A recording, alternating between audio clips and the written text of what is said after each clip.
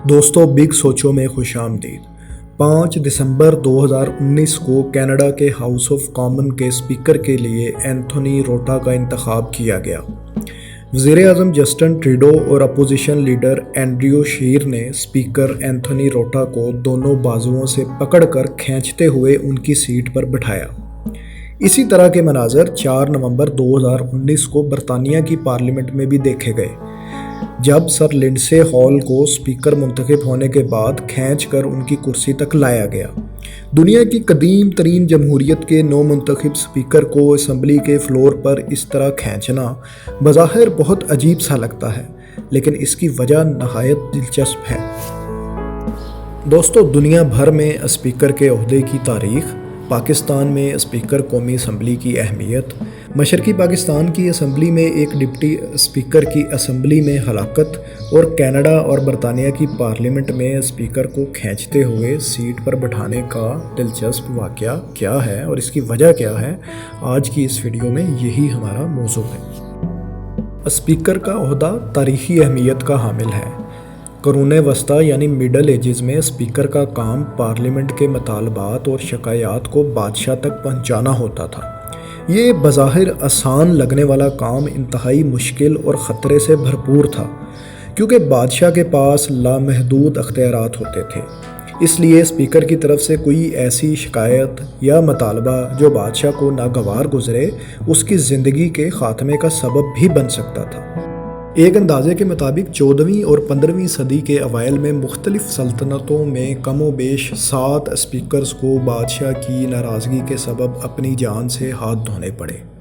لہٰذا یہ اندازہ لگایا جا سکتا ہے کہ اسپیکر کا عہدہ قبول کرنا اور اس کی ذمہ داریاں نبھانا کتنا مشکل کام تھا۔ یقینی طور پر اس وقت کے اسپیکرز کو زبردستی کھینچ کر ان کے منصب پر بٹھایا جاتا ہوگا۔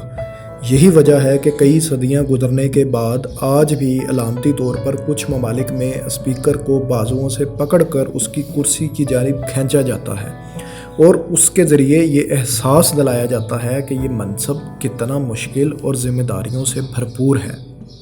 دوستو، موجودہ دور میں اسپیکر کو بادشاہ کے سامنے پارلیمنٹ کے مطالبات یا شکایات تو نہیں رکھنی ہوتی، اور نہ ہی بادشاہ کے پاس لامحدود اختیارات ہوتے ہیں، لیکن اس کے باوجود پارلیمنٹ کے اندر اکثر و بیشتر اسپیکر کو اپوزیشن کے ارکان کے سخت رویے کا سامنا تو ضرور کرنا ہی پڑتا ہے۔ 1958 میں مشرقی پاکستان کی صوبائی اسمبلی کے ڈپٹی اسپیکر شاہد علی پٹواری اسمبلی کارروائی کے دوران ہنگامہ آرائی کے باعث انتقال کر گئے تھے۔ واقعہ کچھ یوں تھا کہ مشرقی پاکستان یعنی موجودہ بنگلہ دیش سے تعلق رکھنے والے 6 حکومتی اراکین کی رکنیت اسپیکر عبدالحکیم نے 21 ستمبر 1958 کو ایک خصوصی رولنگ کے تحت معطل کر دی۔ اس پر حکومتی اراکین شدید غم و غصے میں اسپیکر کی طرف بڑھے، لیکن وہ بروقت وہاں سے نکلنے میں کامیاب ہو گئے۔ اسپیکر کے جانے کے بعد ڈپٹی اسپیکر شاہد علی پٹواری نے اسپیکر کی ذمہ داری سنبھال لی اور اجلاس کی کارروائی کو جاری رکھا۔ معطل ہونے والے حکومتی اراکین نے اسپیکر عبدالحکیم کو پاگل قرار دینے کے لیے ایک قرارداد اسمبلی میں پیش کر دی، جو ڈپٹی اسپیکر شاہد علی پٹواری نے فوراً منظور کر لی۔ قرارداد منظور ہونے کے بعد اپوزیشن اراکین شدید مشتعل ہو گئے۔ ان مشتعل اراکین نے مائکروفون اکھاڑے اور پیپر ویٹ اٹھائے اور ڈپٹی اسپیکر اور اسپیکر پر چڑھ دوڑے، اور انہیں تشدد کا نشانہ بنایا گیا۔ اسی دوران ایک پیپر ویٹ سر پر لگنے سے ڈپٹی اسپیکر شاہد علی پٹواری شدید زخمی ہو گئے۔ ان کو فوراً ہسپتال لے جایا گیا، لیکن 2 دن بعد ہی ان کا انتقال ہو گیا۔ دوستو، اسپیکر قومی اسمبلی پاکستان کی پارلیمنٹ کی تنظیمی بالادستی میں سب سے قابل ذکر عہدوں میں سے ایک ہے۔ قومی اسمبلی کا اسپیکر عہدہ سنبھالنے کے بعد ایوان زیریں یعنی نیشنل اسمبلی کا پریزائڈنگ آفیشل بن جاتا ہے۔ قومی اسمبلی کے اسپیکر کو بیرونی دنیا کے لیے قومی اسمبلی کا ترجمان بھی سمجھا جاتا ہے۔ یہ عہدہ اتنا اہم ہے کہ قومی اسمبلی تحلیل ہو جانے پر بھی اسپیکر نیا اسپیکر منتخب ہونے تک اپنے عہدے پر کام جاری رکھتا ہے۔ قومی اسمبلی کا اسپیکر صدر پاکستان کی سکسیشن لائن میں دوسرے نمبر پر ہوتا ہے، یعنی صدر پاکستان کی غیر موجودگی میں چیئرمین سینٹ قائم مقام صدر ہوتا ہے، اور اگر اس وقت چیئرمین سینٹ بھی موجود نہ ہو تو پھر ایسی صورتحال میں اسپیکر قومی اسمبلی قائم مقام صدر بھی ہوتا ہے۔ اسی طرح پروٹوکول کے اعتبار سے صدر، وزیر اعظم اور سینٹ کے چیئرمین کے بعد اسپیکر کا عہدہ پاکستان میں چوتھے نمبر پر آتا ہے۔ قومی اسمبلی کے نو منتخب موجودہ اسپیکر راجہ پرویز اشرف پاکستان کے 22ویں اسپیکر ہیں، جو 15ویں قومی اسمبلی سے منتخب ہوئے ہیں۔ اس عہدے کی اہمیت کے پیش نظر بڑے بڑے لوگ پاکستان کی تاریخ میں اس عہدے پر فائز رہے۔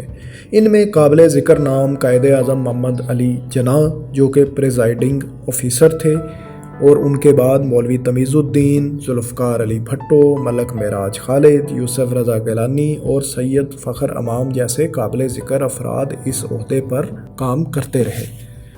قومی اسمبلی کے اسپیکر کا عہدہ آئین پاکستان کے پارٹ 3 کے چیپٹر 2 کے آرٹیکل 53 کے تحت وجود میں آیا ہے، جس کے مطابق عام انتخابات کے بعد قومی اسمبلی اپنے پہلے اجلاس میں اور کسی بھی دوسری کارروائی سے پہلے اپنے اراکین میں سے ایک اسپیکر اور ڈپٹی اسپیکر کا انتخاب کرے گی، اور جب کبھی اسپیکر یا ڈپٹی اسپیکر کا عہدہ خالی ہو جائے تو اسمبلی کسی دوسرے رکن کو اسپیکر یا ڈپٹی اسپیکر کے لیے منتخب کرے گی۔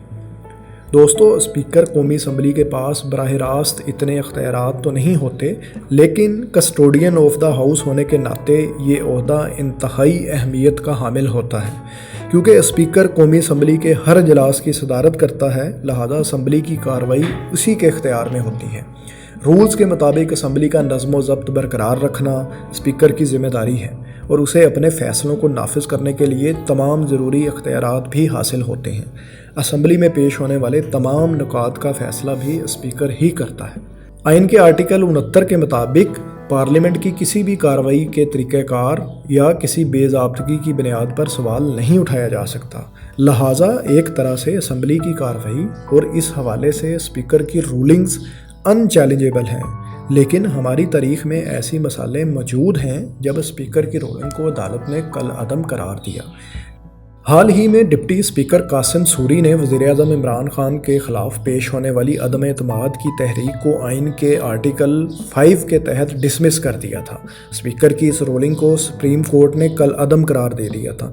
نتیجتاً 4 اپریل 2022 کو وزیر اعظم عمران خان کو قومی اسمبلی میں عدم اعتماد کی تحریک کا سامنا کرنا پڑا، اور پاکستان کی تاریخ میں پہلی بار کسی وزیر اعظم کو اس کے عہدے سے تحریک عدم اعتماد کے ذریعے ہٹا دیا گیا۔ اسی طرح 24 مئی 2012 کو عدالت عظمیٰ نے وزیر اعظم یوسف رضا گیلانی کو اس وقت کے صدر آصف علی زرداری کے خلاف مقدمہ کھولنے کے لیے سوئس حکام کو خط نہ لکھنے پر بطور وزیر اعظم نااہل قرار دے دیا تھا۔ تاہم اسپیکر ڈاکٹر فہمیدہ مرزا، جو کہ پاکستان کی پہلی اور واحد خاتون اسپیکر بھی تھیں، انہوں نے فیصلہ کیا کہ سزا کے فیصلے کے بعد بھی وزیر اعظم کی نااہلی کا سوال ہی پیدا نہیں ہوتا۔ انہوں نے یہ نتیجہ اخذ کیا کہ وزیر اعظم یوسف رضا گیلانی کے خلاف الزامات ان کی نااہلی کی بنیادوں سے متعلق نہیں ہیں، اس لیے انہوں نے یہ case election commission of Pakistan کو یوسف رضا گیلانی کو قومی اسمبلی کے رکن کے طور پر ہٹانے کے لیے بھیجنے سے انکار کر دیا۔ اس پر عدالت کا کہنا تھا کہ ڈاکٹر فہمیدہ مرزا کا فیصلہ اعلیٰ عدالتوں کے دائرہ اختیار کے لیے موزوں نہیں۔ اس میں مزید کہا گیا کہ ان کا فیصلہ پارلیمنٹ کی کارروائی کے اندر نہیں آتا، اور اس روح سے اس پر آرٹیکل 69 کا اطلاق نہیں ہوتا، لہذا اسپیکر کے فیصلے کو سپریم کورٹ نے تب بھی کالعدم قرار دے دیا تھا۔ دوستو، ان تمام واقعات کے باوجود اسپیکر کا عہدہ اپنی جگہ نہایت اہمیت کا حامل ہے۔ اسپیکر اس بات کو یقینی بنانے کے لیے ذمہ دار ہے کہ تمام ممبران کے ساتھ منصفانہ اور غیر جانبدارانہ سلوک کیا جائے، اور اسے چاہیے کہ وہ اسپیکر کے دفتر کا کام غیر جانبدارانہ انداز میں کرے۔ اکثریتی پارٹی کے قانون سازی کے ایجنڈے کو ترتیب دینا اور اقلیت کے حق کو سننا اور ایک توازن کی فضا قائم رکھنا اسپیکر کے مشکل ترین ٹاسکس میں سے ایک ہے، کیونکہ یہ ضروری ہے کہ اسپیکر اجلاس کی کارروائی کو پارٹی کی سیاست سے بالاتر ہو کر دیکھے۔ اس لیے وہ بحث یا ووٹ میں حصہ بھی عام طور پر نہیں لیتا جب تک کہ کوئی ٹائی نہ ہو جائے۔ دوستو، اسپیکر کے اختیارات کے بارے میں اور اس عہدے کی تاریخ کے بارے میں آپ کو ہماری ویڈیو کیسی لگی، کمنٹس میں اپنی رائے سے ضرور آگاہ کیجیے۔ شکریہ۔